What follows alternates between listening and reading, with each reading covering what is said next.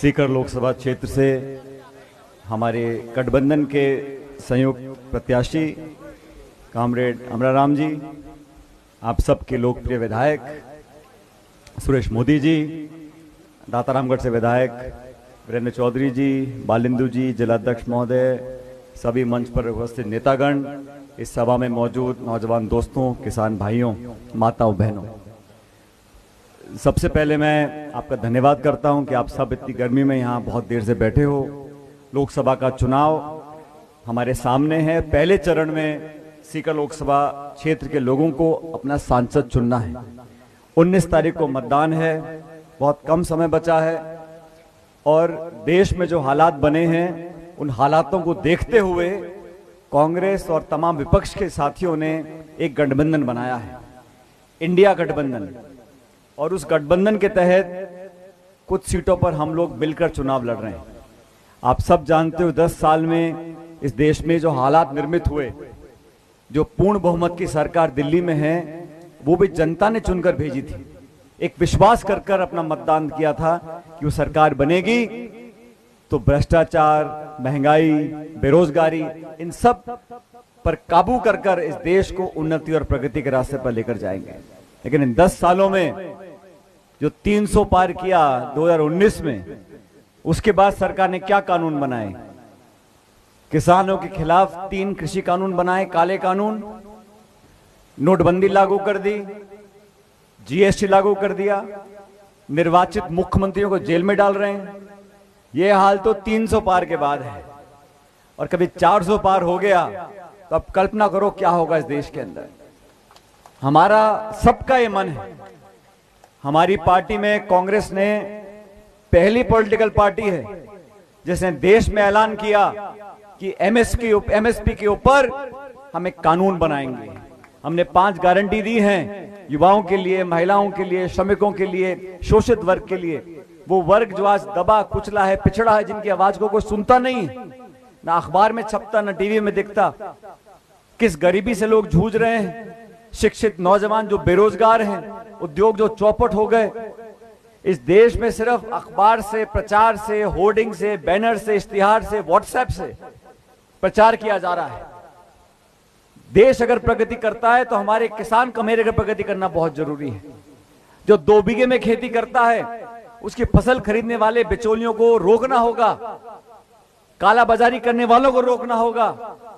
हम लोग चाहते हैं किसान को ताकत दें, मजबूती दें, और बीजेपी की सरकार ने 10 सालों में जो आर्थिक नीति बनाई है, हमारी सरकार भी 10 साल थी मनमोहन सिंह जी की, हम लोगों ने भी विकास दर को बढ़ाया, लेकिन 20 करोड़ लोगों को गरीबी रेखा से ऊपर उठाया, नरेगा का कानून बनाया। आज चिलचिलाती धूप में 100 दिन के रोजगार का कानून इस देश में है जो दुनिया के किसी देश में नहीं है। ये हम लोगों ने कानून बनाए।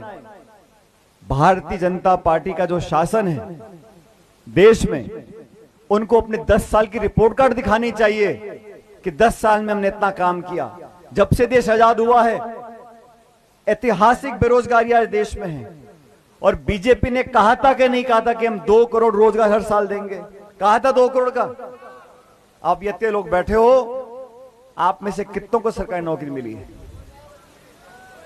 और इनको नौकरी की चिंता नहीं। भारतीय जनता पार्टी ने इस देश में एक ऐसा शासन कायम किया है जो हमारे गणतंत्र को, हमारे लोकतंत्र को, हमारी संवैधानिक संस्थाओं को चुनौती दे रहा है। आप सब ने देखा होगा, चंडीगढ़ में महापौर के चुनाव थे, वहां अधिकारी बैठ के वोटों को खराब कर रहा था। सुप्रीम कोर्ट ने हस्तक्षेप किया, तब जाके न्याय वहां पर हुआ। इलेक्टोरल बॉन्ड के नाम पर हजारों करोड़ रुपए का चंदा बीजेपी ने लिया। सुप्रीम कोर्ट ने कहा ये इलेक्टोरल बॉन्ड गलत है, गैर कानूनी है, तब जाके रोक लगी। और हम लोगों ने सीकर में आप सबके आशीर्वाद से अधिकांश सीटें कांग्रेस पार्टी जीती थी, लेकिन फिर भी इस देश में एक मजबूत विपक्ष बने, इंडिया अलायंस के गठबंधन को मान सम्मान देते हुए कांग्रेस पार्टी ने निर्णय किया कि सीकर लोकसभा क्षेत्र से यहां से सीपीएम के हमारे साथी अमराराम जी चुनाव लड़ेंगे। अब अमराराम जी पुराने आदमी, भाई आप सब जानते हो नहीं जानते उनको? ये भी पुराने संघर्षशील व्यक्ति हैं, बहुत लड़ाई हुई इनकी भी। और खाल पक्की पड़ गई, 20-40 साल से धक्के खा रहे हैं। मजाक तो नहीं कर रहा, मैं गलत बोल रहा हूं। तो अमरा राम जी भी बहुत मजबूत कर्मठ जमीनी कार्यकर्ता अपनी पार्टी के हैं। और आज दातारामगढ़ के विधायक वीरेंद्र जी यहां पर इनके लिए वोट मांगने आए हैं। आप सोचो क्या सोचकर हम लोगों ने मिलकर इस चुनाव को लड़ रहा है। दातारामगढ़ के विधायक वीरेंद्र जी यहां पे वोट मांग रहे हैं और मन से मांग रहे हैं। अमरा राम जी अब थे तो नहीं जाओगे दोबारा उधर?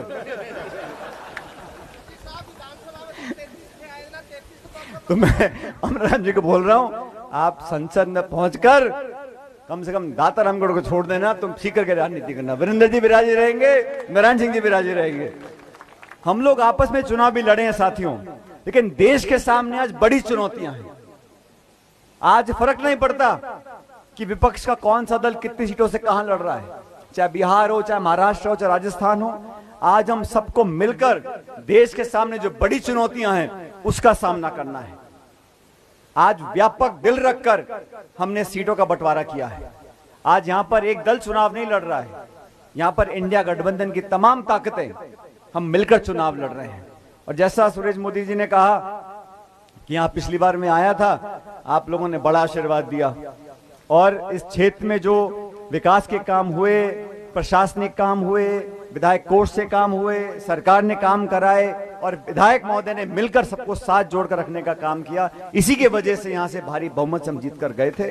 और आपकी जो पानी की समस्याएं हैं, सिंचाई की, पीने की, सुरेश मोदी जी और हम मिलकर इसको जयपुर में उठाएंगे और अमरा राम जी जीत कर जाएंगे दिल्ली में, तो संसद में इसको उठाएंगे और अपने प्रभाव से हम सारे कामों को संपन्न करने का काम करेंगे। मेरा आप सब लोगों से आग्रह है, ये चुनाव महत्वपूर्ण है इसलिए नहीं क्योंकि अमरा राम जी संसद में पहुंच जाएंगे। ये चुनाव महत्वपूर्ण इसलिए है कि आने वाले 5 साल में इस देश की दशा दिशा कैसी होगी।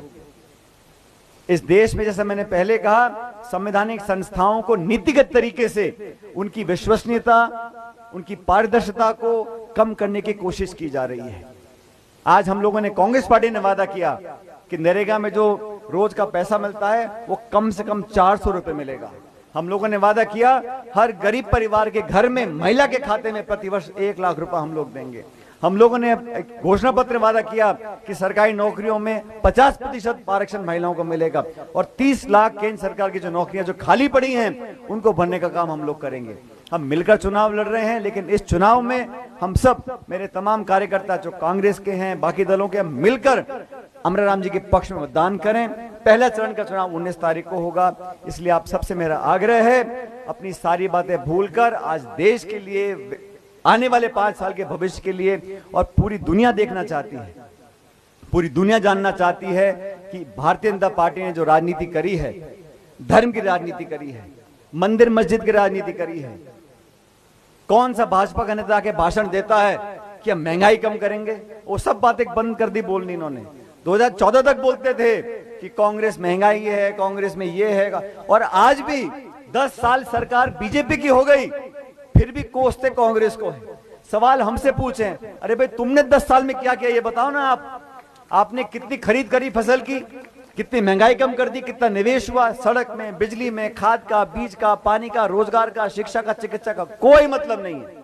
हिंदू मुसलमान, मंदिर मस्जिद, हिंदुस्तान पाकिस्तान, इतने तो बोलते हैं, कोई चौथी बात तो बोलता नहीं कोई। यही भाषण, यही टेप रिकॉर्डर ऑन कर रखा है पिछले कई सालों से, और अब कह रहे 2047 में ये करेंगे, अमृतकाल में ये करेंगे। अरे 10 साल में क्या किया उसका तो जवाब दो पहले। जो 2 बार वोट लिए थे और जनता भी, तुम भी जनार्दन पूरे हो, कभी इस बाबा को वोट डाल दो, कभी उस बाबा को वोट डाल दो, और 10 साल से कोई आता पता नहीं। ऐसे व्यक्ति को वोट दो जिसकी बाह पकड़ के आप काम करा सको, जो आपके बीच का हो, जो बीच में रहता हो, आपके 24 घंटे दुख सुख का भागीदार बने। और मैं, हमारी जिला कांग्रेस कमेटी के अध्यक्षा जी हैं, हम सब कांग्रेस के विधायक और नेता, हम सब साथ मिलकर अमरा राम जी के पक्ष में वोट मांग रहे हैं, आपके लिए मांग रहे हैं। आपकी विकास और प्रगति की आशा हम लोगों को है और पूरा विश्वास है कि 19 तारीख को आप लोग हमारे गठबंधन के प्रत्याशी को जिताकर भेजोगे। और पाटन और नीम का थाना से रिश्ता आज का नहीं है।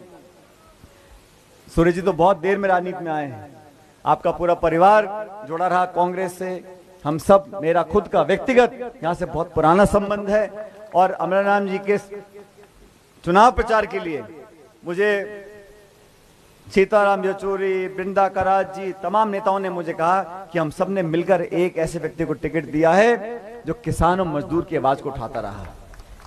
और ये मैं देख चुका, हम सरकार में थे तब भी अमराराम जी कभी यहां पे धरना, यहां पे भूख हड़ताल, ये चिल्लाना, वो चीखना, लेकिन किस लिए करते थे? सरकारों का विरोध करना कोई बुरी बात नहीं है। अगर जनता के हित में, मैं प्रदेश कांग्रेस का अध्यक्ष था, हम भी संघर्ष करते थे, विरोध करते थे और जमकर करते थे, लेकिन व्यक्तिगत नहीं करते थे, नफरत की राजनीति नहीं करते थे। सिद्धांत की, उसूल की, नौजवानों के लिए, किसानों के लिए धरने भी दिए, प्रदर्शन भी किए। लोकतंत्र में विपक्ष उतना महत्वपूर्ण जितना सरकार है। ये तराजू है, इसको बराबर में आंकना पड़ेगा। लोकतंत्र तब मजबूत है जब विपक्ष मजबूत है। साथियों, लोकतंत्र का मतलब यह नहीं है कि हमने वोट डालने का अधिकार हमको मिल गया।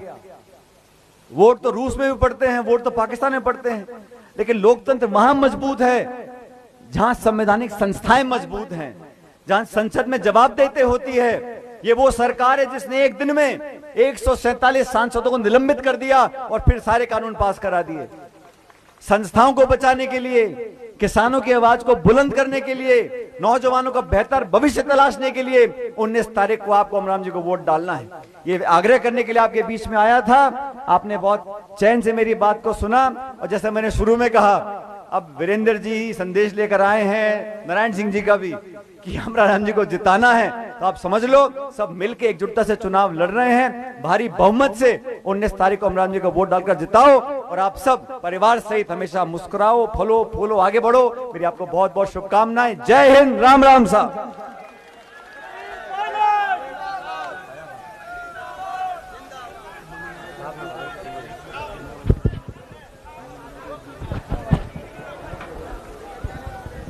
सचिन पायलट, सचिन पायलट।